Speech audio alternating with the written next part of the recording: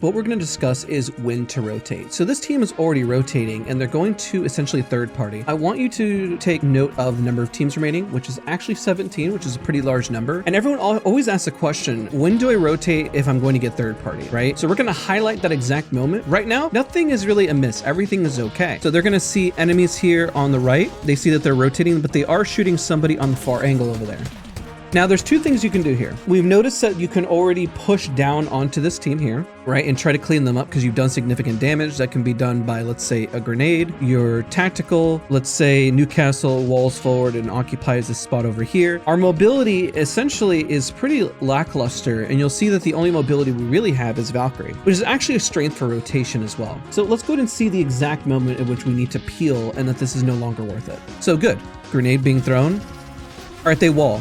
Now there's two things that had just occurred here that gives you new information that this is no longer worth it. Let's look at point one. They're walling. This wall is going to delay pretty much trying to get this knock. That's no longer going to happen. They got a new castle. It gives you information. You know that they have a new castle. You saw a wraith port and they got bank smoke. And so losing your height to go to the low ground is also bad. Wouldn't do that. The next frame over.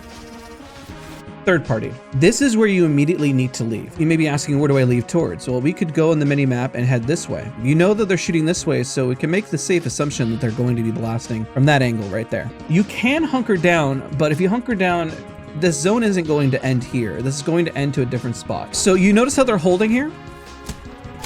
And that's not a good spot to hold. Essentially, they're going to be able to look at you. You're worried about the team over there. You've already taken shots. Boom, right? We need to drag at this point our teammate away, and the rampart is holding and they keep resetting to the spot, and that's just not good. Notice that they're still holding here and they're going to waste significant time. A lot of time is going to pass here, and you say, well, why aren't they rotating? Why aren't they going? Well, there's one of two things that can happen. Number one, you get enough damage here and you push forward outside of zone, I suppose, to kill this team. You'd have to be kind of in alignment and with your team and say, hey, we want to eliminate this team. Option number two. What I want to highlight here, which is pretty interesting, is how long this hold is, right? If we say they're not going to fight this team, or there's no real intention, even if they get a crack to move forward, look at the time. So if we go back about 5, 10, 15, 20, 25, 30, I mean, we're looking at like almost a minute here, ladies and gentlemen. That's a lot of time.